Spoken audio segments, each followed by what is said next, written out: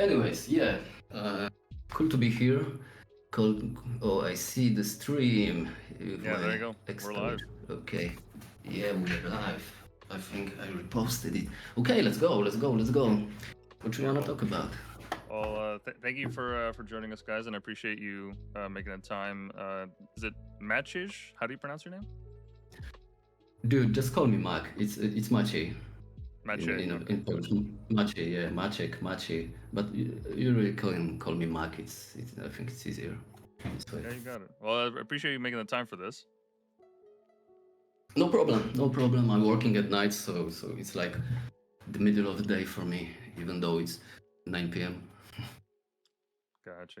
Well, yeah, I first stumbled upon your page when I saw your animation work. There was a cityscape that you had done of people walking in a crowd, which was actually featured in the Baku's gallery there. I forget the name of it. Suburbs gallery, right? That's right. Yeah. I saw that your work In Montreal. was there. Yeah. I had solo exhibition in the suburbs. Yeah, it was a really amazing experience to see my work on all these big screens. Yeah, really big up to Baku. Thanks, Baku, if you are listening to us. Yeah, Yeah, mad shout out to respect for Baku. this. Because even when I was interviewing her, she mentioned your name. She's like, "Oh, that's some guy you got to have on." And I already saw that we had hit you up, so I was like, "Oh, perfect." Oh, that's nice. I haven't heard her interview, but it's pretty cool to know she mentioned me. Yeah, and besides that she's running, then she's curating the suburbs gallery. She's also an amazing artist. She's a digital painter, and her portrait work is outstanding. So yeah, if you have any chance to, I'm talking to everybody who's listening to us. If you have a chance to check the Bacchus portfolio, do it. It's really worth it. Give her a follow. Oh, all the jazz. Yeah, that's the gallery page.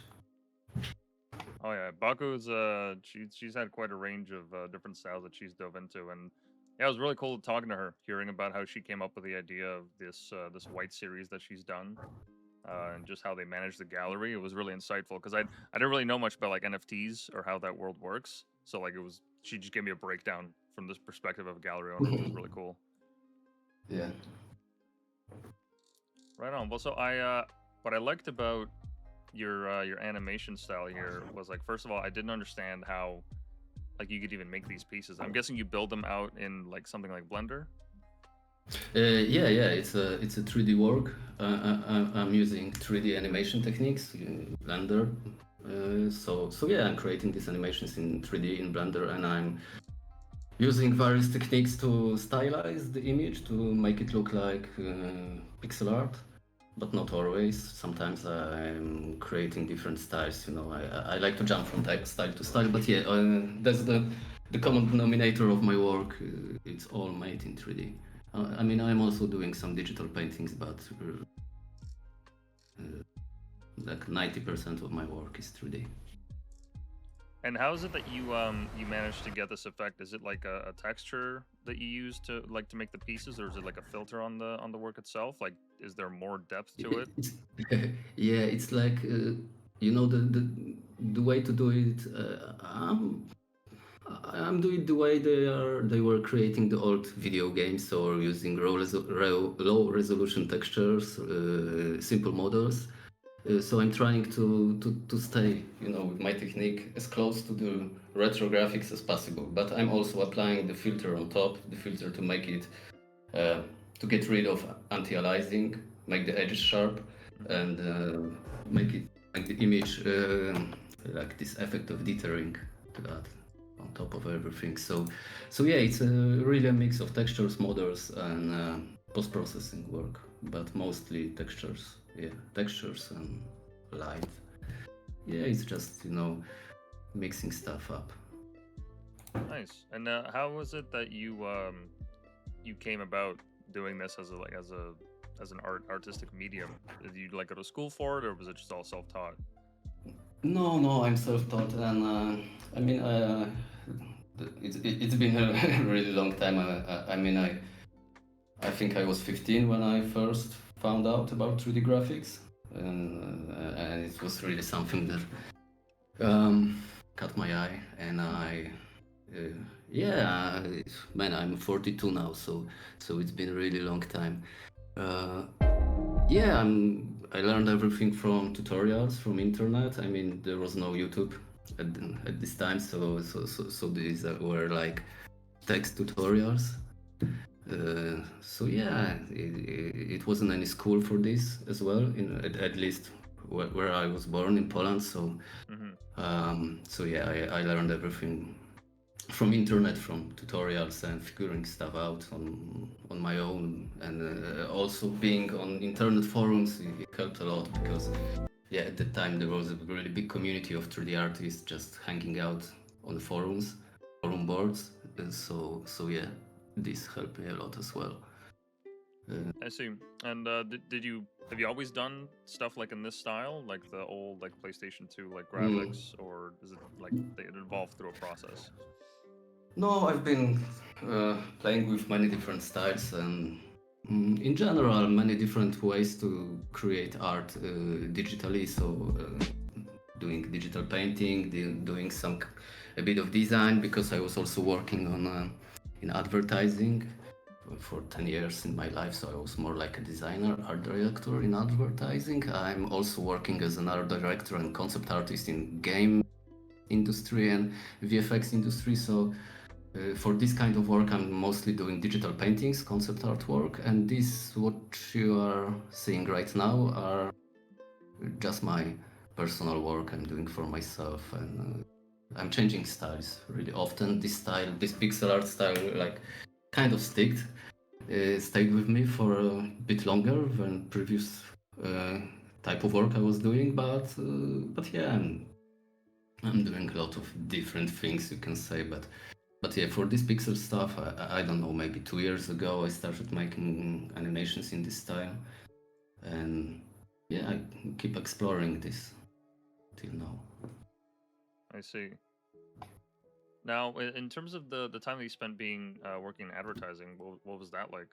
Because from my understanding, Yeah. there's it's like a taking art, but to like a psychological level where you're trying to tap into certain emotions to sell certain products.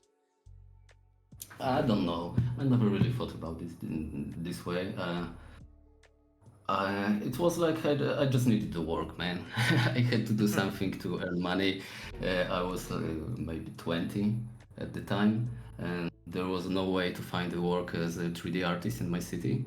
But I could find a work in some small advertising agencies, doing design, doing ads for internet, mostly some prints, but mostly digital stuff, digital advertising websites. So yeah, I learned how to design websites, to learn how to animate in Flash because it was a leading technology at the time, and I kind of stayed in advertising for a bit long, for 10 Did you like it? years. Yeah. At first I like it, but at some point when I was a partner in my own agency, was art directing and stuff like this. I remembered why I started the digital art first. I was also always fascinated by fantasy art or cyberpunk art I seen on book covers in library, and I decided to give a try and change the industry and go to the game dev and VFX, film, movies, TV shows as a concept artist. So yeah, it took some time to build portfolio, quit advertising, got my first jobs, first gigs in concept art, and then I was doing concept art for quite a long time, and I'm doing concept art till now. I mean, my day job is being art director and concept artist in a game development company. So yeah, doing concept art by day and doing animations at night. You can say. Gotcha. And any games that we might have heard of? Not really.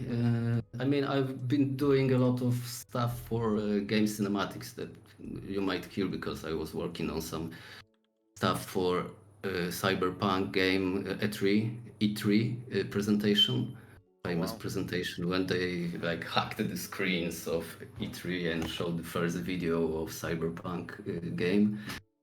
I've been doing some stuff. You can find it on my art station. I have it linked in my link tree. You can find my links on Twitter. Perfect. Something for Dishonored, cinematic, Metro games, cinematic, and I was working on a Witcher TV show for Netflix as a concept artist as well. Or you Oh can wow. say it's in Fortnite, Metallica show in Fortnite, and yeah, a bit of titles because I mean I spent it like 10 years doing concept art, so I had pretty much a lot of time to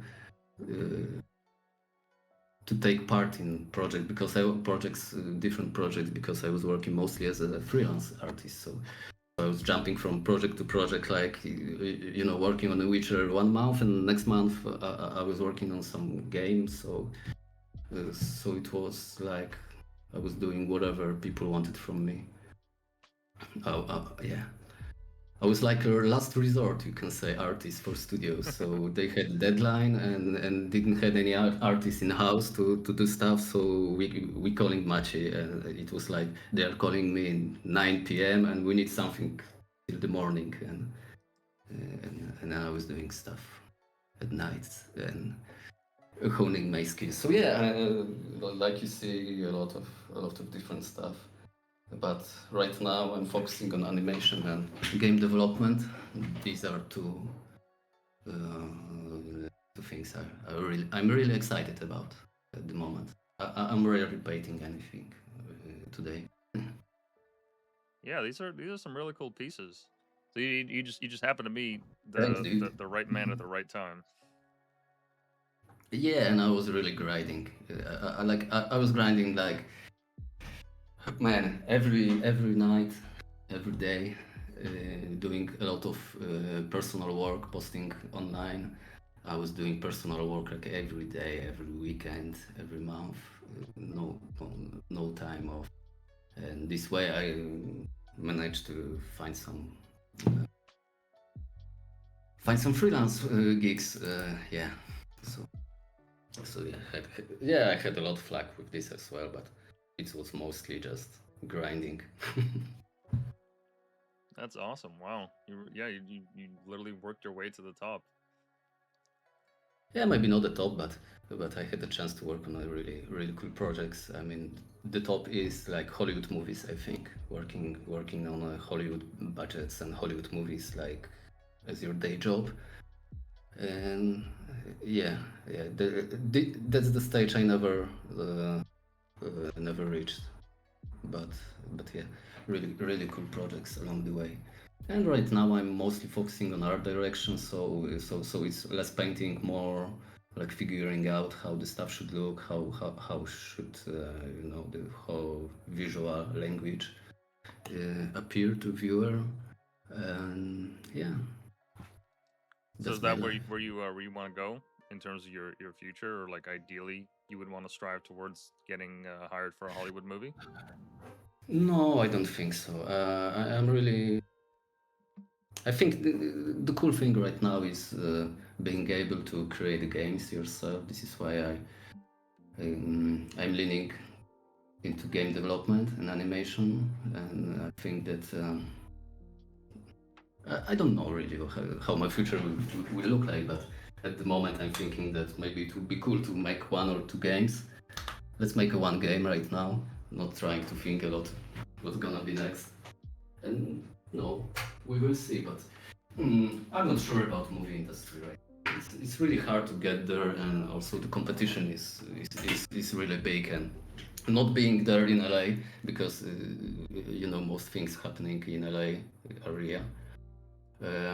It's a big downside not being there, not being in a union, and yeah, it's like 3 times harder for dudes from Poland to get there, and when you are there already. So I thought to myself, maybe I would try something easier. Like, I mean, I don't know if it's easier making games, but let's see, let's try it. I'm working as an art director on a game project, but also working on my solo development. Or maybe not solo because I'm working with my friend Vinicius Santos as a program. He's a programmer, so we are creating a game just two of us. So you can say I'm working on two games right now, to separate the games and some animations, like you saw before, just for fun, just to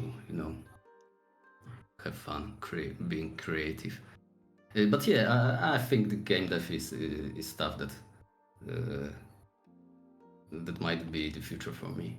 But like I said, we will see. I already been in advertising, already been in concept art, now game dev. So who knows what's gonna be next? No, I can say for sure. We'll see. Maybe I will be a gardener. I mean, it's really tempting, taking care of gardens. I think it's a great way to spend your time. You are healthy, you're working outside. So yeah, maybe this. Who knows? Who knows? At least AI won't replace me as a gardener. For That's a now. plus. For now. For now, yeah. That's cool. Yeah, you've had had a quite interesting career going like from all these different professions. But what is it that drew you to this idea of world building? 'Cause that's essentially what you're doing, right? With whether it's concept art or the actual Yeah. design itself, you're building a world, having to think about like the mythology, the culture, the technology they use, like all these different things. Like what is it about that kind of made you want to pursue that path? I don't know. I don't know. I mean, I was also always like, um, this was the thing that I appreciate the most in games or movies, books I was reading. So yeah, I think it came out naturally. I never really thought about it, why, but when I was playing some RPG video games, the world building was the most important part for me. Or when I was reading the book, some fantasy or sci-fi book, the world building part was something that was always most exciting. So yeah, I think it just naturally these were things I was consuming, I was appreciating, and I was fanboying about the world building. So I wanted to try it myself, to try to build the worlds myself. I mean, it sounds dumb building worlds. I mean, but just having fun with creating cool views, cool images of distant worlds, impossible worlds, and stuff like this. So you know you can maybe run from your everyday struggles Hmm. somewhere else. I don't know, man, but yeah, it was always something that I appreciated in games, like I don't know, Elder Scrolls or Gothic game, or a lot of books I was reading, like fantasy or sci-fi books. Yeah, world building was number one thing I was looking for in media. So yeah, I was trying. I tried to do this myself, and creating concept art is cool because you can just like you can think of some kind of world, but you are creating just a snapshot of it. Like you are taking a Mm-hmm. photo of some world. You don't have to write a book. You're just creating an image, and if it works, it works. Yeah, no, that's because it is essentially world building. Yeah, to a lot of people, as you said, it's a way to escape from their lives momentarily and just kind of be immersed in a completely different Yeah, experience. I mean, the game that stands out for me, I think growing up probably be either Fallout 3 or New Vegas. It was easily like one yeah. of the best games at the time. And I don't really play story games all that much, but it was just something about like the music and the atmosphere, the coloring. Yeah. It's a great example of world building and like the top class world building with the Fallout games. So yeah. Yeah, I played Fallout.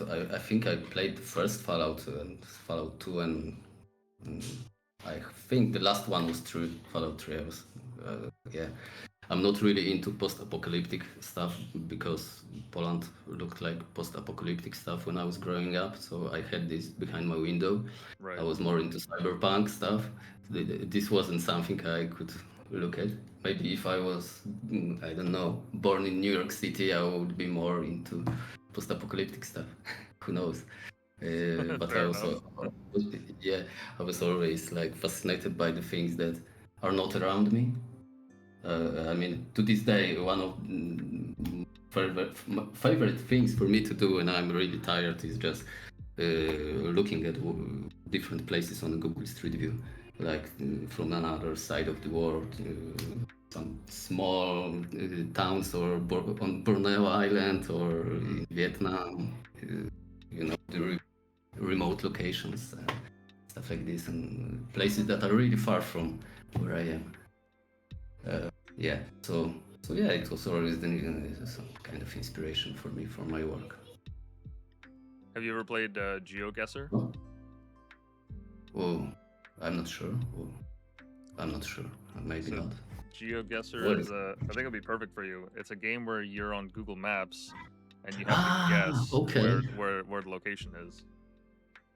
Okay, this sounds amazing. I'm gonna try it today. Oh yeah, here I'll Geo. link it to you on Discord. It's incredible. They have like a bunch of different game modes. You can compete against other people. There's a whole I community was behind it. amazing. I was about to ask you if I can be competitive.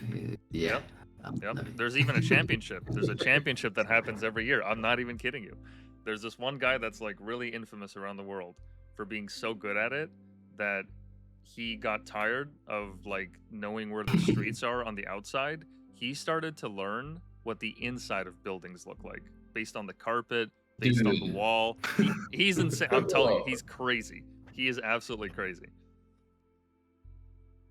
Plot twist, he never left his home. Who knows? Who Uh, knows? okay. So I want to go back to your question what I will be doing next. I think I will be the geoguesser. That's the career I will take next. It sounds amazing. Sounds something for me. Perfect. Now I feel bad. Now I just denied the world of your art because I just showed you that. No, dude, you gave me the new life, new purpose in life. I mean, I hate this art thing. I was looking for something to just, drop it and try something new. Okay, GeoGuessr. It even sounds cool. Yeah, no, Let's see. it's a great game to pass the time. Yeah, I'm definitely gonna try it. So with when it comes to game dev, what is the actual cycle of like a game being made? I'm guessing like the concept art obviously like comes first, but there's like multiple iterations of it. You guys go back and forth like the design team, or what does it look like? Yeah, I mean, to be honest, the first part is, in most cases, creating the prototype. So there's no concept art yet, no level design yet. Everything looks like made from cardboard. It's called white boxes. So we don't have any textures, any final models. Just everything is a placeholder, just to test the game idea. And sometimes it looks really rough, mostly for the team to see if the ideas work.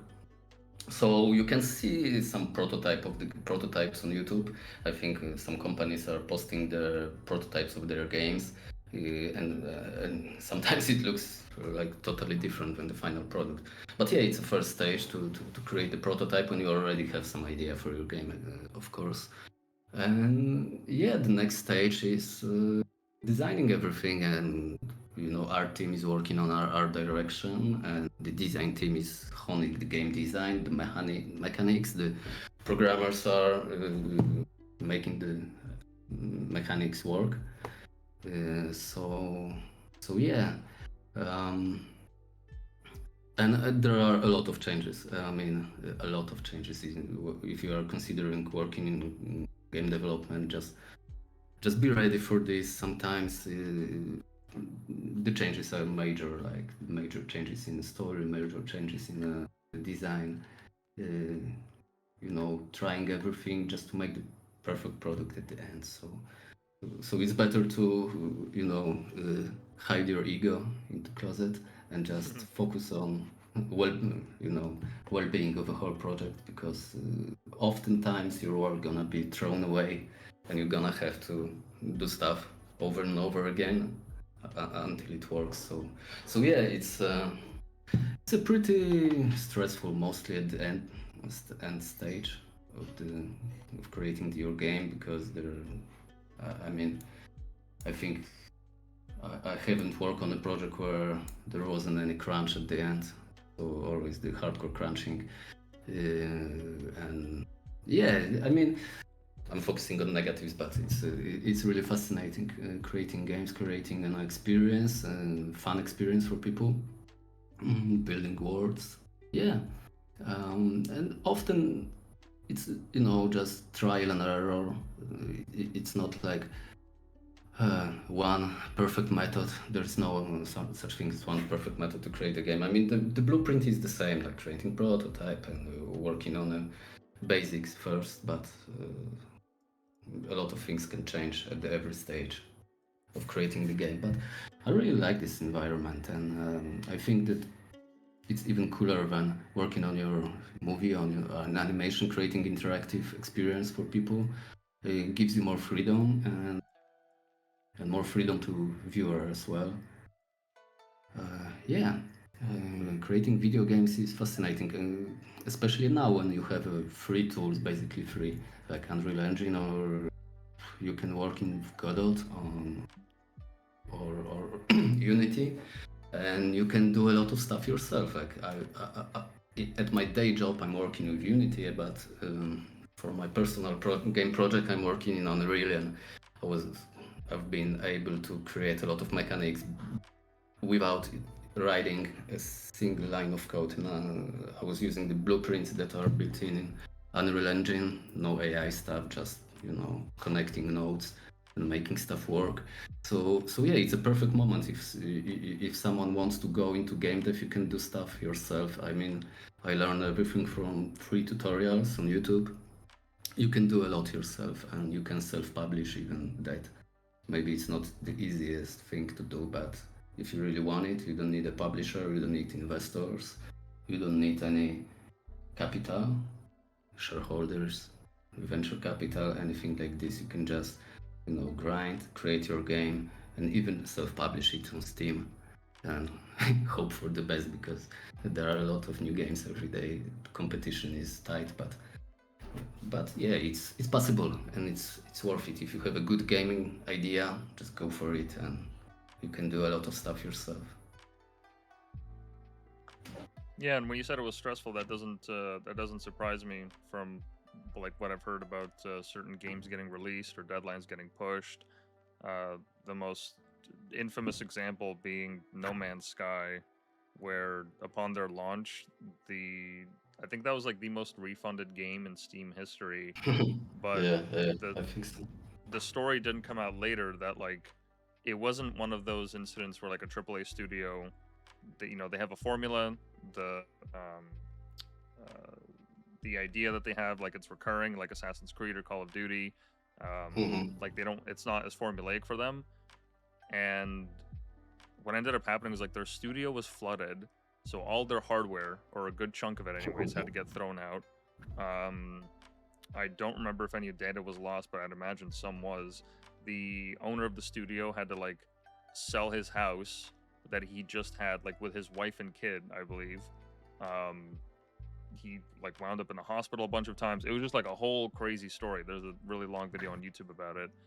And after hearing that, I was like, man, like they got so much hate, but they were literally like doing their best to pump out just the absolute best experience for the players. And now it's actually like one of the like top rated games on Steam. It's like made a full comeback because like Yeah. every year they've been consistent in getting like more releases, but that initial story that came out, that's just like made their reputation. That's what everyone knows them for. Yeah, it's like a prime example of redemption arc. But to be honest with you, I bought No Man's Sky day one on PS4, and I love it. I was having so much fun with this game. I know a lot of people were hating on No Man's Sky, especially the console version, but I don't know. Maybe I was lucky not having a lot of bugs, but I was having a blast with even the first version of the game without all this additional stuff they added later. Yeah, I played the game later as well. So yeah, this is a good example of an amazing comeback. I honestly don't know how they did it.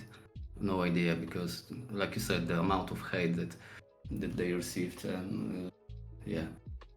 But to be fair, there were also a lot of lies on their end, like Mm-hmm. their promised features that were not there.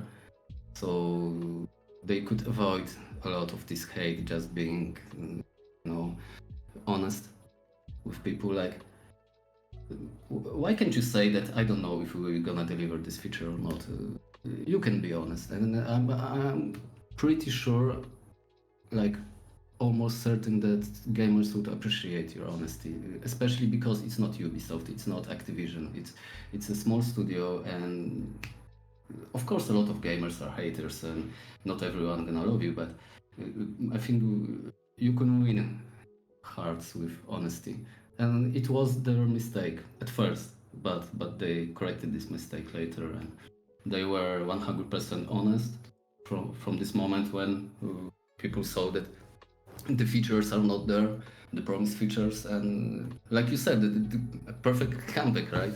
They fixed their errors and fixed their mistakes and delivered amazing product. But like I said, for me, this product was amazing from the beginning. I mean, yeah, I love space games, and I'm so easy to satisfy with. Just give me a spaceship, give me stars, planets, and I'm in. Yeah, that's my jam. But Yeah, yeah, one of the yeah, game dev. Yeah, so please go on, go on. no worries. I just remembered one of the features that they actually announced was that it would not be possible to do, or no, that it would be possible to do multiplayer, but Yeah, they didn't like build the feature first. They just assumed that because there's so many worlds that are generated, there is absolutely no way that anyone can run into anyone, and it was like 1 in a trillion chance. And literally on the first day of the launch, these two guys wound up at the same planet. I yeah, don't know how they communicated, but like they in game they couldn't see each other, but like they scanned it and it got like the same name and the same region and everything. And it was like, what the like? How does that even happen? yeah. It was dumb. I mean, yeah, it's a perfect example of the Murphy's law. Mm-hmm. Something might go wrong, it will go wrong if they assume that nobody will met. They met on day one. Amazing. Yeah, yeah, but it's yeah, game dev is strange. I mean, it's not the new industry, right? It was new industry in 90s, but right now it's not a new industry. But you can see the mistakes are made that are in most cases associated with new industries, like people with no experience of management and stuff like this. So yeah. Sometimes I'm asking myself why why people are not like doing promises that can be fulfilled later. I mean, it's better to add something extra, right, on the lunch than promise something and not deliver. So yeah. Yeah, but it's a crazy ride. It's really really cool job to do, creating games. And Yeah, it almost sounds like not, but but it is. And playing games is cool. I mean, we are all gamers, and we are all passionate about this industry. I haven't met people in game dev that are not gamers themselves, right? You know, this is the difference between this industry or I don't know, advertising, for example. Like people in advertising are there to make money, create ads. Not necessarily they're passionate about ads and watching ads in their spare time and creating ads for themselves, like just for fun. And many industries. But in game dev, everyone is so passionate that maybe this is why it's so hard to evade problems with over expectations, and people are really giving all their heart to the games they are creating. It was the first difference I noticed after coming from advertising, that everyone was so passionate about the project. I never saw people so passionate in advertising. Everyone was passionate about their salary, of course, but not the final product. So in gaming, it was crazy. People were willing to take overtime just to, and not paid overtime, just unpaid hours, just to make the product better. It was something I couldn't understand at this time. I thought they are crazy. Why are you not asking for more money for your spare time? And they were like, they want to make it better. They want to make it work perfect. And of course, with this attitude, the burnout comes faster in most cases. It's easier to be burned out. So yeah, it's a crazy industry for crazy people, you can say. Interesting. Yeah, I mean that makes sense. I mean, like if you're with the amount of work that something like that would require. I mean, every detail, every level, every room, all the concept art, everything that comes together. You can't make that an economically driven system. And then when you do, it's just Call of Duty or Assassin's Creed or I don't know, you name it, NFL, Yeah. FIFA. Like those games like haven't really changed in the last, I don't know, 8 years, but they keep coming out with a new one. Yeah, I mean, the rules are the same. I mean, FIFA is not changing the football rules for now. No, of course not. Yeah. So yeah, but yeah, you're right. But from the other hand, it is possible to create a good game in a good work environment. It's mostly shareholders that are Hmm. the problem, in my opinion. Just generating profit, you know, putting this number one is always the problem because you don't see this kind of problems in indie studios. I saw a lot of indie studios that were having a pretty decent work hours and they created amazing products.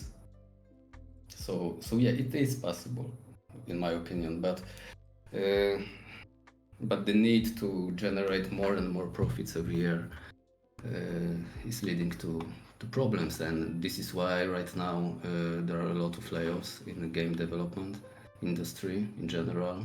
The layoffs are brutal. Like almost every day you hear a studio laying off like thousands, hundreds of people because it was so pumped. The balloon was pumped so much that I don't know how to say it in English. It's mm, you just can't keep this work environment for such a long time with so many people hired. You can generate more income, and studios had to just take a step back, and taking step back means firing a lot of people, um, leaning into AI to generate content. So yeah, this is the current state of game development, at least in AAA game development, big companies, big publishers. It looks a lot different in indie games environment. This is why I'm so leaning into indie games. I mean, if you are passionate, if you are willing to put hours and grind, you have every tools available for you, all the knowledge available for you on YouTube. Just sit and do it, and you can make it in many cases yourself, or take a friend who can code. You can make art. Just do it. Yeah, I wonder if that's partially responsible for the rise that we've seen in indie games that are like not just like flooding the market, but some of them that are made with such small teams and they make, I assume, millions. Whether Yeah. it's Schedule One, Among Us, Peak, or even trying to think of what other major ones have come out. Undertale. Mouthwashing, for example, Undertale, Mouthwashing, or Mhm. Iron Lung. There are a lot of indie games Pal right World. now. Yeah, Palworld or Outer Worlds. What else? Vampire Survivals. That's a Oh hit. yeah, that's a great one. Yeah, yeah. So like you said, there's a big rise in indie games, but yeah, it's partially because of the availability of tools. You can do a lot of stuff in a small team, and uh, more and more people are into game development, and the stories are better. There is no publisher that tells you that you can touch this subject or this subject. You can go all brutal or horror, or I don't know, do whatever the fuck you want. Hmm. What is within the Steam store guidelines, of Yeah. course. So yeah, this is why I'm saying it's a perfect moment to create indie game because the tools are there. But of course, competition is also amazing. But I don't remember the exact numbers, but it was like 30 games a day, new games on Steam, Whoa. I think. So yeah, competition is tough, really. And this is where you might want to consider making a deal with publisher who can help you with marketing, with getting eyes on your game. So yeah, that's the part where the publisher might really be helpful. But like I said, it's possible to make it yourself if you are able to create some kind of community on social media around your game. Then yeah. But yeah, competition is really tough right now. But yeah, most of these 30 games a day are just asset flips or I don't know, some AI generated stuff like Dating sims. Yeah. dating. Yeah. Uh, yeah, I don't know if you heard about this game. It's called Doki Doki Literature Club. Doki Doki. Oh yeah, I've heard of it. Yeah. It's amazing. It starts as a high school dating sim, but it's taking a wild turn later. I don't want to spoil anything. This game is amazing. It's Doki Doki with I. Oh, got it. Yeah, you got it. Yeah, amazing game, man. It's free, so Oh, it's free. Perfect. yeah, it's free. No commitment. You can just grab it and play it. It's a few hours game. So, yeah, Overwhelmingly positive reviews. yeah, it's amazing. It's amazing. You can even write your own poetry in this game if you're into writing poems. It's something for you. Oh, you see, that's the mini game of creating your poem. Right on. Dude. Yeah, it's amazing. But look at the tags: psychological horror, visual novel, anime cute. Oh, Psychological Jesus. horror is a main tag for this game. So yeah, it's worth playing. It was Interesting. made by one dude, by the way. So, By one dude. Wow. yeah, solo Incredible. developer. Yeah, no, it's great to see. I'm a big fan of it. Like growing up, we were just kind of stuck with whatever was available. There wasn't really the freedom to make anything of your own like this. And now there's people that are making like games that are on like every console, PlayStation, Xbox, Nintendo, what have you. You know, just with a small team. It's incredible. Something short of incredible. You can literally just make your own game and make your way into the industry, make a name for yourself, all at your home. Yeah, there are people that are just make this their career, being a solo developer, creating simple games, short games, like for example 1 hour of gameplay, just this, $5 for a game, 1 hour of gameplay, and you can make it work. Of course, if you're good, if you have a good ideas and can make something good, you can just be your own boss, create games for people to have fun. Doesn't it sound amazing? I think it sounds really amazing. Yeah, it's a dream come true. Are you kidding me? It's a lot of Yeah. work, very stressful, I'd imagine. Yeah, from what I've heard from what you told me about, like Yeah, working in the team. It's another thing to be solo. yeah, yeah. It's. I never said it's easy, but it's possible and a lot of fun. Maybe I said it's easy. If I said this, it's not true. But yeah, know, if someone is already into game development, they know what are they into and how much work it is. It's definitely possible. A lot of games created by small teams, so yeah. Can Yeah, you it's something. Yeah. can you share something about the game that you're working on now? I cannot show you anything about the game I'm working in my day job, but I posted some videos of my personal game project on my Twitter and Instagram. Oh man, it's hard to find it right now because it's not pinned or anything, but I will try to scroll and find because I was showing some some gameplay elements like walking around, stuff like this. From my personal game project. I mean personal. I'm forgetting about my partner in crime. He's called Vinicius Santos and he's a programmer and he's gonna kill me. I'm not mentioning his name often enough. Okay, I found it. I will drop you a link on Discord. Sure. So basically the idea is to translate this art style, visual art style I was creating with my animations into Unreal Engine. And I'm working on creating this world where you're gonna experience some crazy shit. So I'm like sharing the parts and bits of this world. I'm focusing right now on making these systems work, like cars driving, people walking around, and trying to hone this 3D pixel art style with Unreal Engine.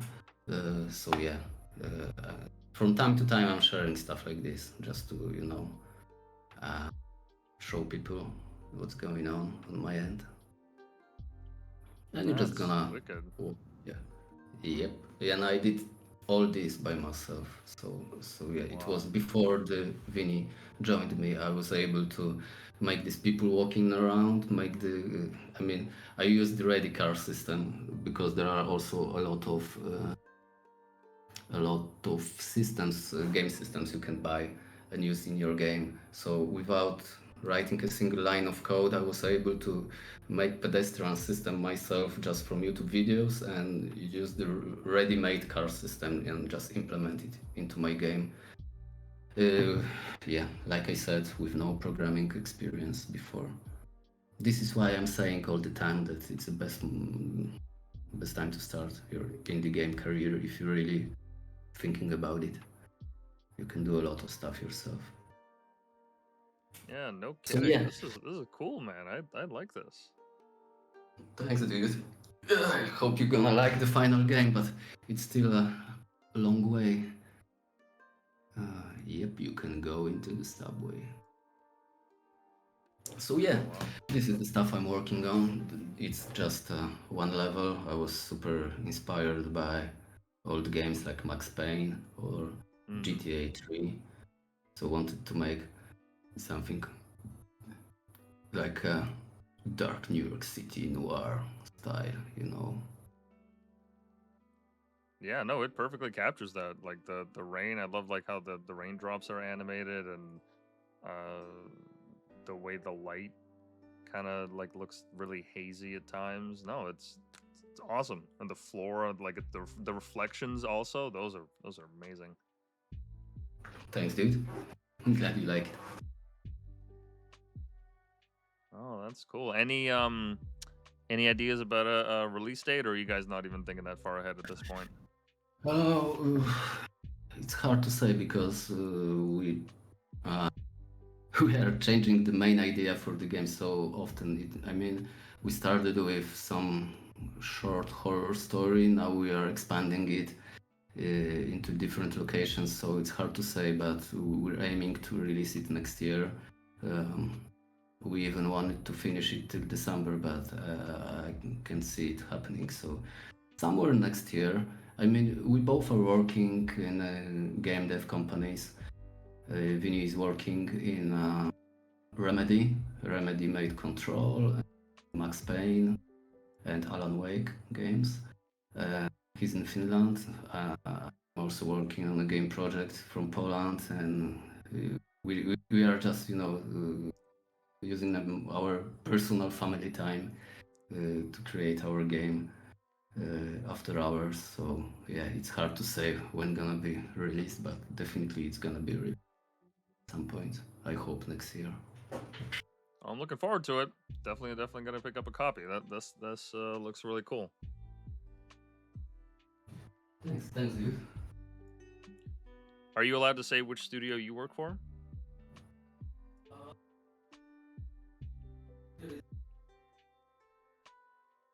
Oh, having a hard time hearing you there. I think you're away from the mic.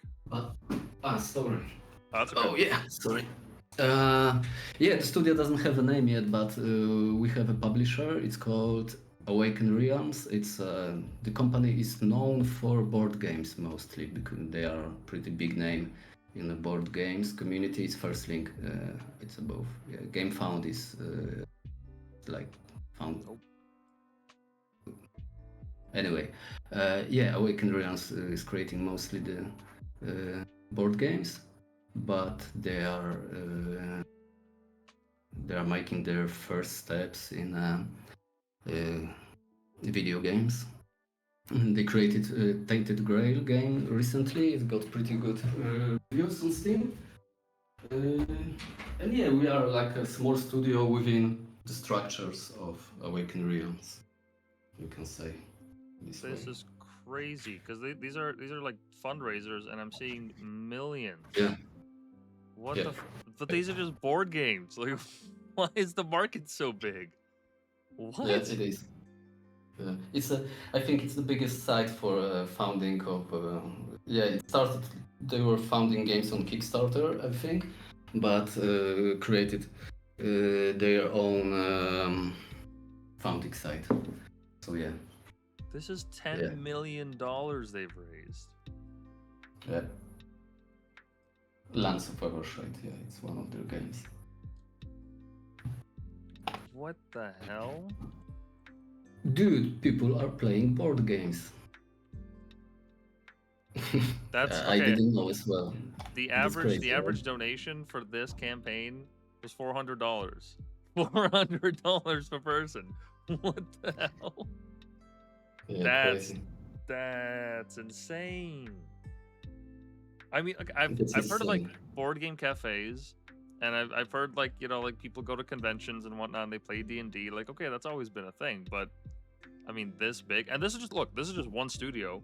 I don't even know if it's like the top studio.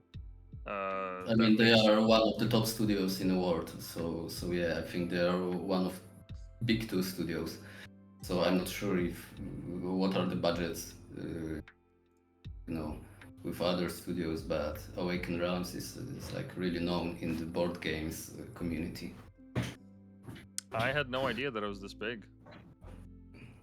To be honest, I had no idea as well before they reached me. Yeah, and my reaction was pretty similar because I never played a lot of board games before, and they wanted me as an art director for a video game project, so not a board game project. I mean, I was playing Monopoly or I don't know, the Catan, and that's all for the board games. But yeah, when I saw this, I was blown away. But I was talking with some people from States and mentioning the Awaken Realms. They know the name. I mean, the company is like world famous among the people, of course, who are into board games. But yeah, like you say, yeah, like you see, the budgets are crazy for these games. Yeah, and that's just the fundraiser. That's not even the amount that they already had putting into this, or got from investors, or God knows what. Yeah. What Yeah, is, there are no really, but yeah. is it just because like people are having less kids, so they have more time to play board games? Like, I don't know. Maybe they are playing with their kids, but yeah, I think you have to choose either kids or board games. Wow. Maybe this is why I'm not playing board games, being dead. So yeah, it's like a dream come true because the story behind this company is also like you know, this typical success story of few guys who are just passionate about the board games, created their first board game together.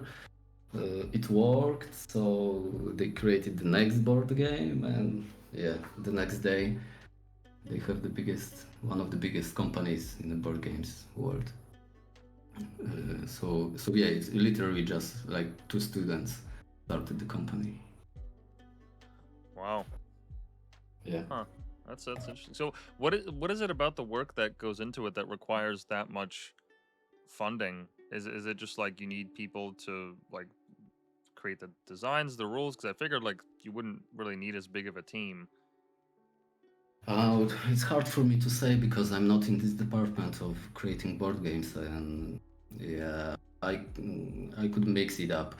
so I'm not sure, but the quality of their like the final product is amazing. There are these figures, cards, maps, rules, everything. I mean, uh, I'm not familiar with like how these are made, but I had the chance to play a prototype board game. It was like on scraps of paper. Cards were just scraps of paper with some, rules written down with a pen, like in a classroom, So they are constantly trying new things, and it's really amazing to see how these games are like created from the start. Like the prototype in video games is a working prototype you can play on your computer, and the prototype of the board game is just scraps of paper you're throwing around and imagine it's it's some kind of, oh yeah, it's a Tainted Grail that came out recently. Fall of Avalon. This is the older one, but yeah, they are starting to starting. I mean, not starting because it's 2021, but yeah, they're creating a lot of video games right now as well. Interesting. The, Yeah, the they Fall of double as Avalon. a. Yeah. Sorry, go ahead. The Fall of Avalon is their biggest. Tainted Grey, The Fall of Avalon is their biggest game right now. It was released recently in May, the end of May, and you can already see that very positive reviews. 15,000. So it's pretty good for a small team because it's not like Bethesda. Or Yeah, it doesn't look half bad actually. no, and it doesn't play bad at all. It's got really good reviews. So yeah, it's possible to create cool games in a small studio. I'm not sure how many people work on this game. I mean, it wasn't 5 people, of course, but definitely not as big as CD Projekt Red or like I said, Bethesda. Yeah, I mean, in terms of graphics, the only thing that's missing is like just shaders in some areas. Like they look a little bland, but like otherwise, like for a small team, they have this like similar mechanics to all these games. So like just as much work has to go into that. Yeah. I think the story mode is most interesting in this game, and it's kind of old school RPG vibe got to it. So yeah. Yeah, so yeah, there are a lot of games coming out that are not from these, most famous studios. And yeah, the industry is really, really big. Oh yeah, no, I prefer to play like the more indie games. Like I played Warzone for a little bit during COVID just because that was just the hype around then. But at Yeah. some point, I realized that with multiplayer games, the issue that's become is that because now there's a competitive scene, there's a lot of people that are like, as they rise through the ranks, they do it with the aim of like going competitive or like playing at that level, even if it's just like an amateur league, and that just ends up ruining the game for a bunch of people that are just like, look, man, I got a 9 to 5. I just want to come home. Like I want to shoot a couple people and maybe win a match if I'm lucky, and then just go to sleep. I'm not trying to like do all this like crouch jumping, like aiming, like no scope. Like I'm just here to relax, man. I just want to play a fun game. And now like all the multiplayer games are like plagued with that at some level. Yeah, you can't escape it. I mean, maybe it's possible with better matchmaking. Maybe, just ticking the button, I just want to have fun, and it won't match you with people who are competitive. Maybe this is the way, because I totally understand you. I want to play games to just chill the fuck out and not stressing about getting points or anything. But I'm not playing a lot of multiplayer games. I was playing some shooters online at some point, but not anymore. Chill games mostly. Counter-Strike. That's a classic Eastern European. That's like tradition. Like you have to. It's in your blood. It's in my blood that I have to play Gothic and the Witcher games. That too. Yes. Yeah. Yeah, yeah, Witcher is amazing. Can't wait for Witcher 4. Yeah, it's a fourth game. Crazy. What was it like Uh, working on the Netflix show? I was working as a freelance artist. I had just uh, one task. My task was to. It's not in my portfolio. You can find it on ArtStation. My task was to figure out how the magic effects will work in a Witcher TV show. So the portals or some magic barriers, stuff like this, and I had to make some digital painting sketches to, um, yeah, to create like a guideline for the VFX team, how to make it for director to figure out this stuff, and yeah, I'm pretty much proud of it because my version of how I painted it, it landed in the show, so they did it exactly how I imagined the magic effects. Nice. So yeah, it was pretty cool, but it was really a short job. I mean, I spent on it maybe a month. Yeah, just like maybe 20 days. I just received the email, created a bunch of sketches, sent them, and that's it. And a year later, I could see the effects on the screen. So yeah, this is how the freelancers work looks like. So I'm just, for a few days for a project. In most cases, I was because right now I'm working full time. But for 10 years, I think it was almost 10 years of freelancing. It was just like this, like just a month, just a few days to help the studio with particular stuff. Sometimes it was just, they are lacking the manpower. Sometimes it was something specific they knew that I can make. But yeah, mostly short deadlines and short time frames for a project. So that's pretty common then, like for Netflix or for any kind of like indie developers that have that kind of backing, they just like hire as they need. Like, oh, we just need to figure out this level, we need to figure out this design for this limited period, then they just hit one of you guys up. I think it's a common thing for all the entertainment. It doesn't matter if it's movies or, uh, I mean, cinema movies or movies for streaming services or big video games or small video games. It's always some work for freelancers. Art directors are looking for people to create the specific stuff. So yeah, I mean, it's not really comfortable way to work because you never know if someone gonna call you or not. Mm-hmm. It was like I never knew what I was gonna do the next month. I never knew what's gonna happen in 3 months or wherever. Sometimes it was like I was waiting to get a job, like weeks, to get something, and sometimes it was 3 or 4 jobs at the same time. So it's pretty crazy being a freelancer, and to be honest, I'm not missing it at all.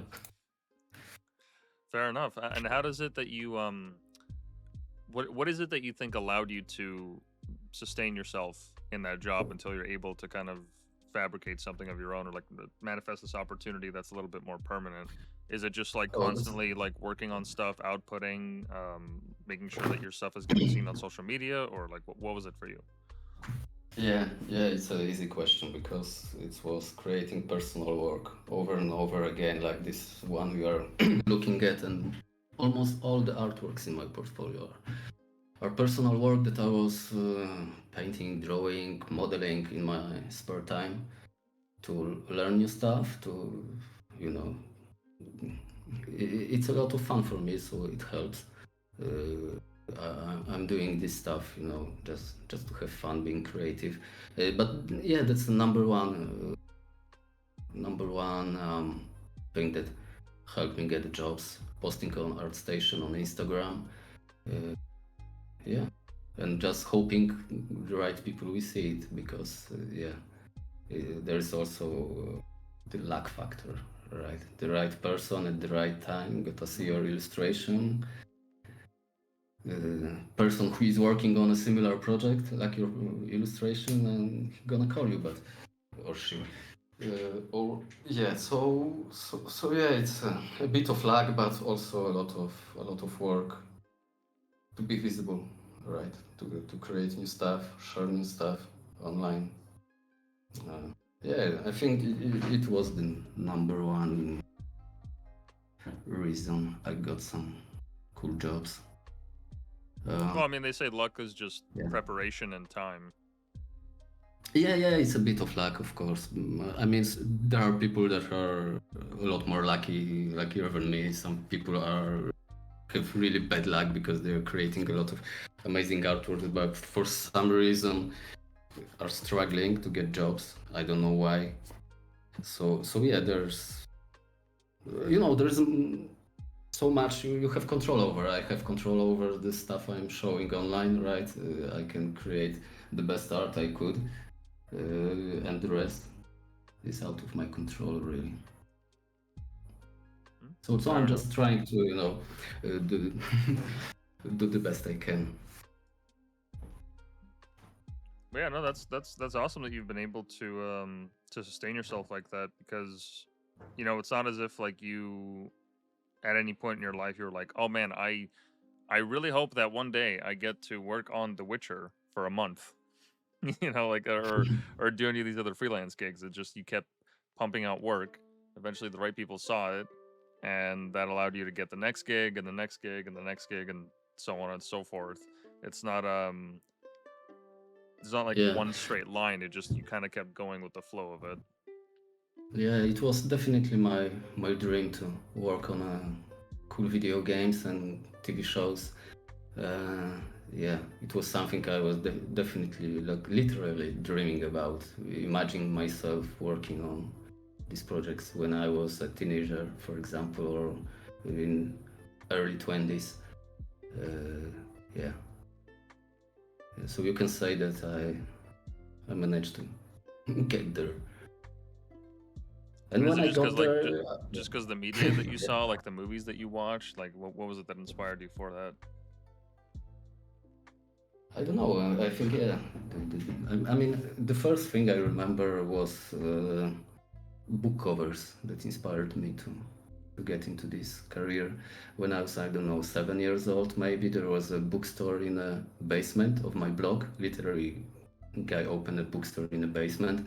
Mm-hmm. So he had a lot of fantasy books and sci-fi books with really cool covers, and I was just going there, looking at the book covers and being amazed. My father was collecting the fantasy magazines. It was called Fantastyka in Poland, fantasy. And yeah, there were a lot of cool illustrations as well. And yeah, I think this like stayed with me.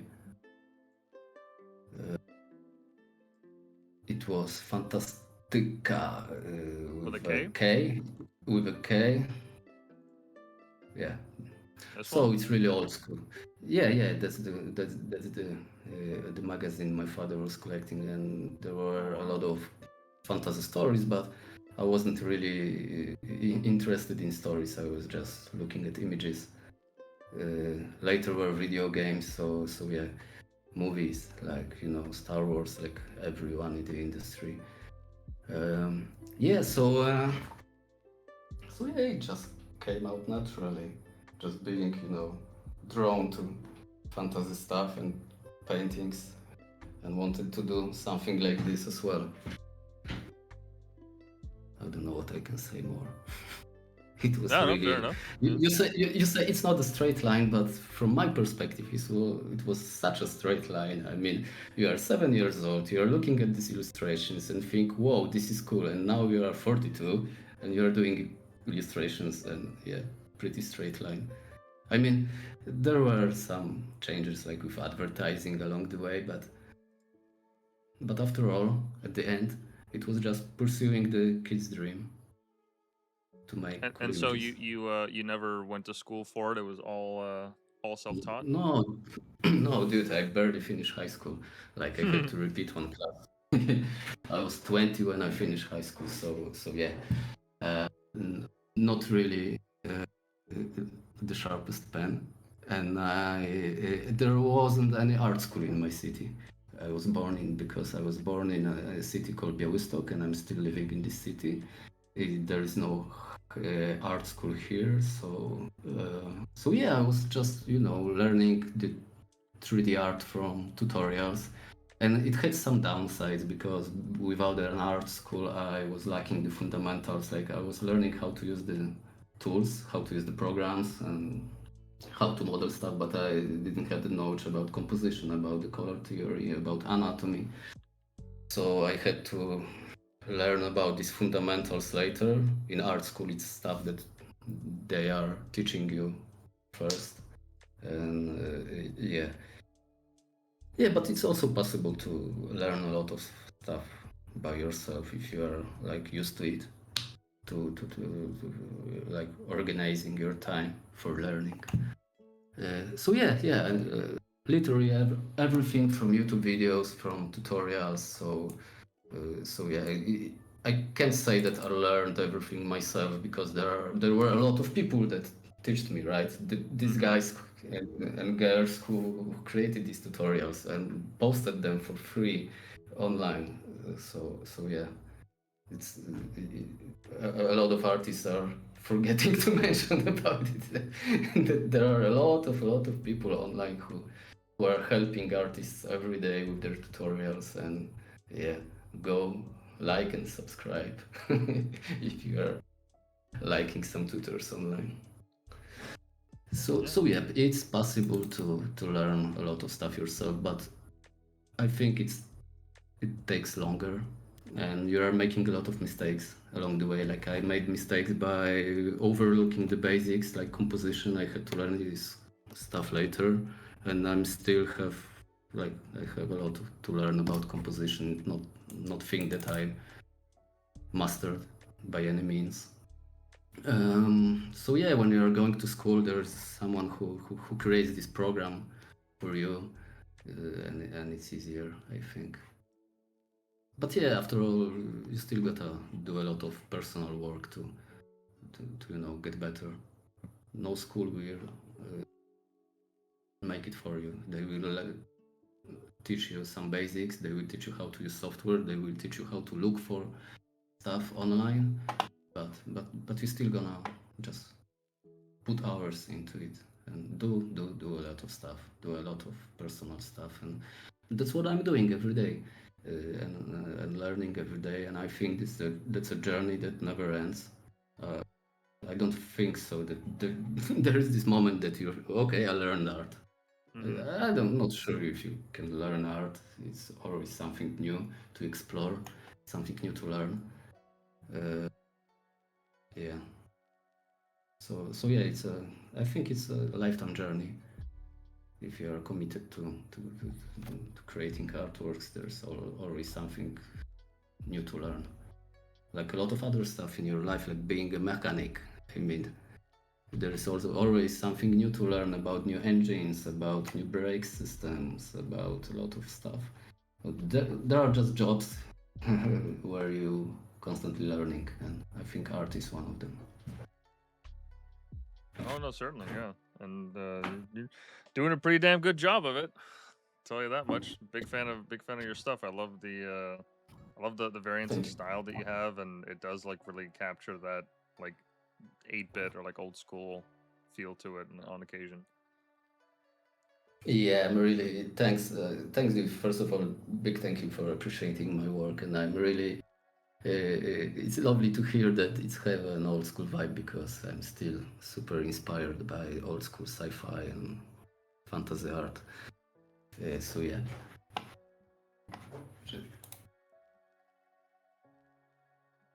And when you do this work, do you use a tablet at all, or is it all just like on the computer, like mouse and keyboard with your Yeah, I'm whatnot? using I'm using a graphic tablet for both 3D and 2D.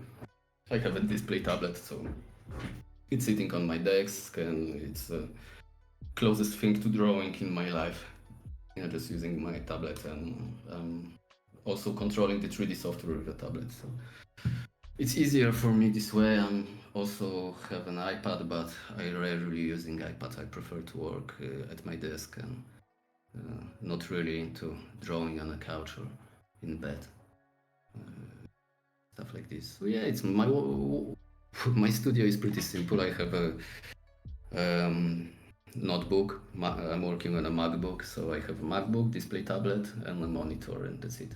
That's all I need to work. Well, fairly simple setup, yeah. Yep, it's pretty simple and easy to move. So I can work from a hotel if I need to. Just I have the second small tablet, so I can put all my studio in my backpack and unpack somewhere else. No problem. Yeah, and on a different note, when we were talking about game dev, there you mentioned that there have been a lot of layoffs because of AI. Is it just the model generation and the code development that it's taking the jobs from, or is it being utilized anywhere else, like in generating the world itself? Um, right now, mostly the language models which are generating images and also the writing is delegated to AI. So writers have a big problem. Also voice acting, it's a big thing in AI. Even voice acting. Yeah, voice acting, like 11 Labs, for example. It's a startup company from Poland. They are one of the best in the world in generating AI voices. Oh yeah. Yeah, text to speech platform. Yeah, it's a big problem for people working um, as voice actors, because not just this, but I think for like ads, for animation, for maybe even books, audiobooks, it's taking over. So yeah, the image generation. As for 3D models generation, it's a bit early, early, early, early right now to use it in like a production pipeline.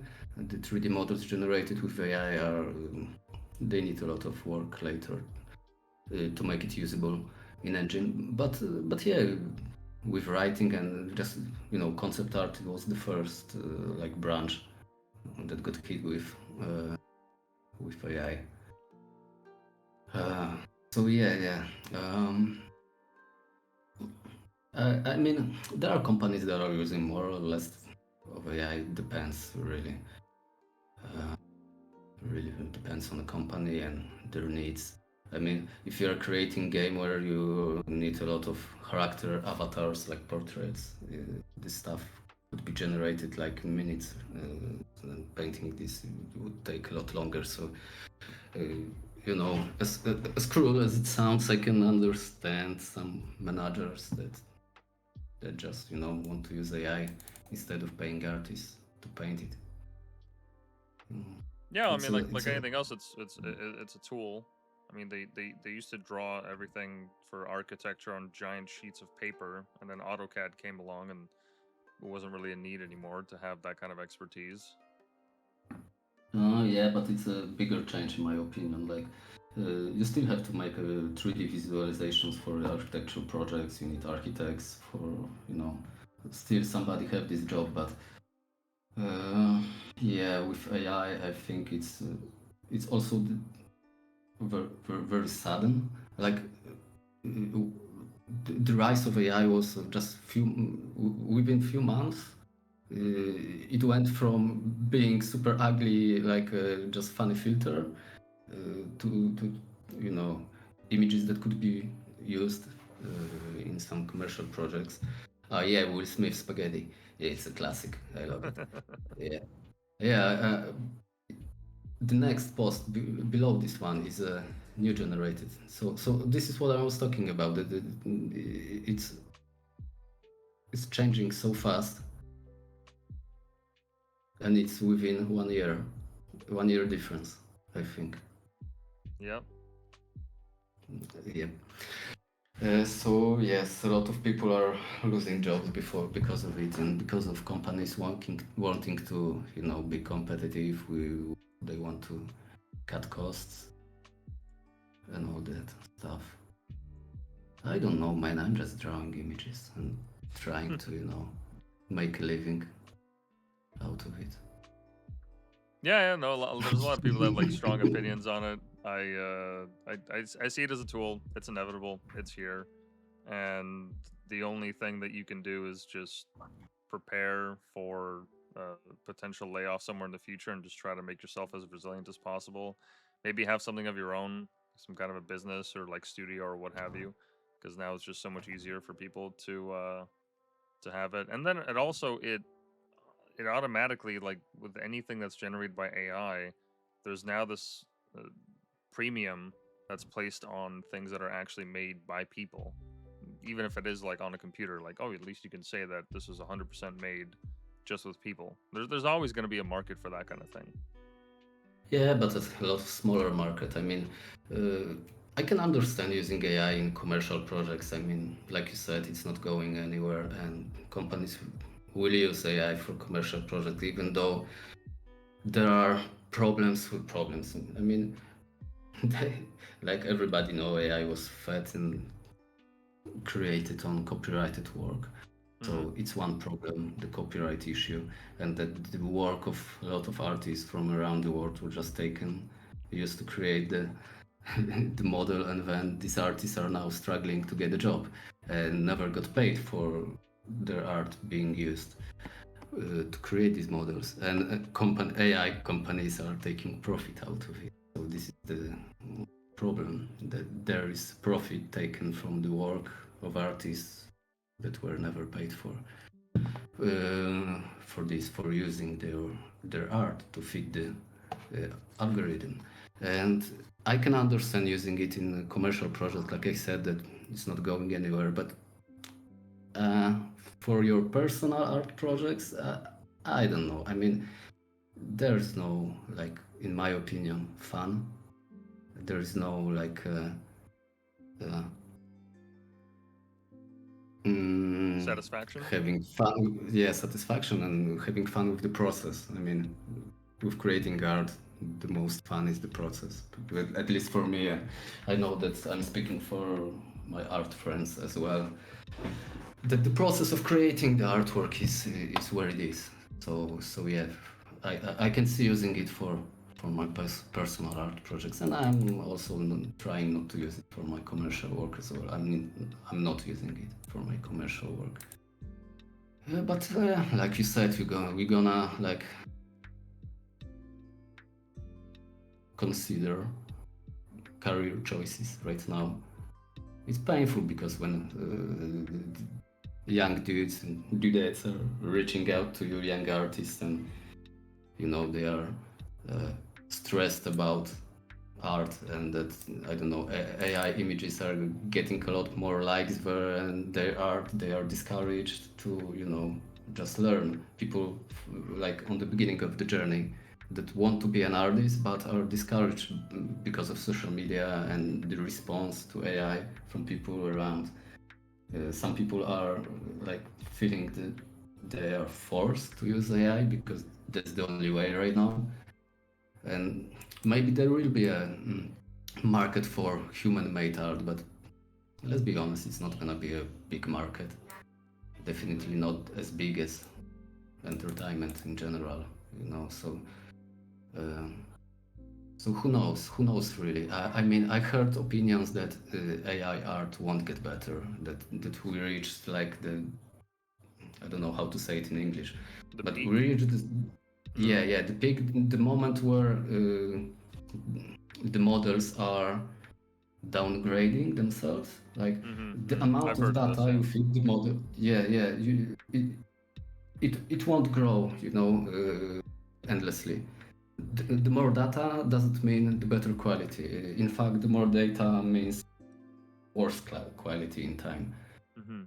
So who knows? I mean, I'm not an expert on AI. I don't know how it will look in the future, but from what I see right now, especially with video generation models, it's still progressing, definitely progressing, and people are finding new ways to use the existing models, like generating these 3D assets and We'll see. We'll see. I mean, yeah, just like I think today or yesterday, one of my friends shared the article that Netflix is like forcing companies like production studios to use AI to be more competitive. And yeah, it's happening everywhere. I mean, every VFX company is exploring AI right now. Netflix is not forcing AI. Okay. Well, we're reading this from an AI, so keep keep that in mind. Yeah, yeah, it's a bit yes. It's defending its Yeah, fellow man. yeah. Just prompt it to tell the truth already. Yeah. But there was I'll just link it to you. If Netflix uses generative AI in one of its shows for the first time. Netflix is now cutting film production budgets. I will just link it to you. I think it's some random stuff from The Guardian. Well, they don't even have to force them. They just have to make it so that it costs less Yeah, to use AI, and it costs yeah, more to have your own production. And now they're like, oh, we have this company that we have a deal with. By the way, you can actually save a lot of money on your production, and there where you're not forcing them, but you're not really leaving them with another alternative. yeah.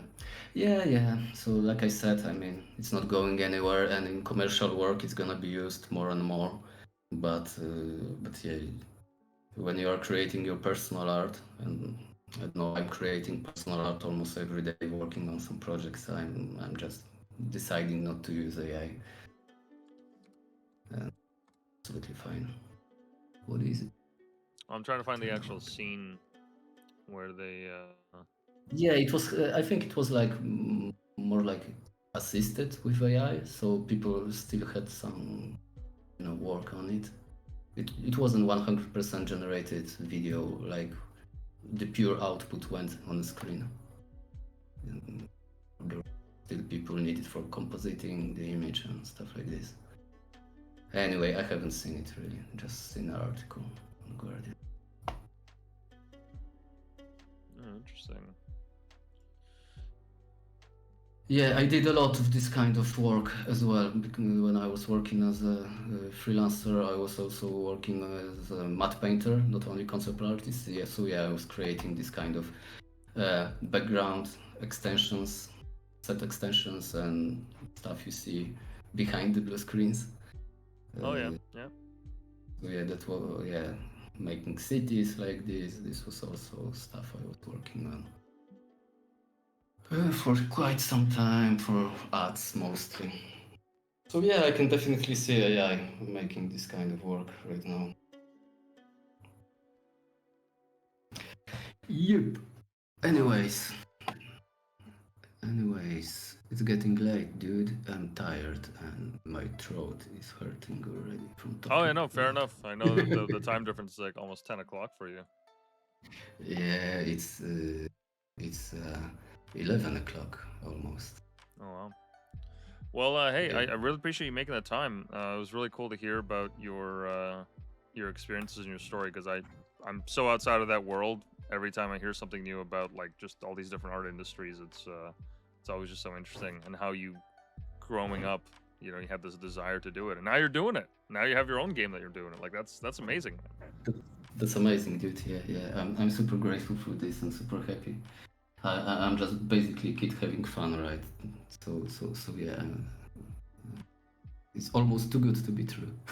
You can say. Almost. Almost.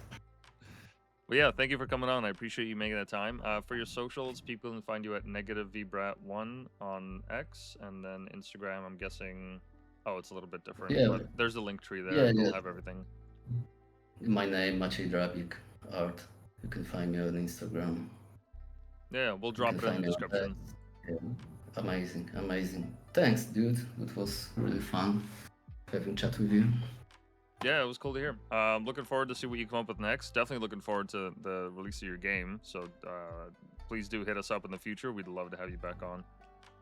I definitely will. Right on, man. Well, you have yourself a good night, and we'll see you guys later.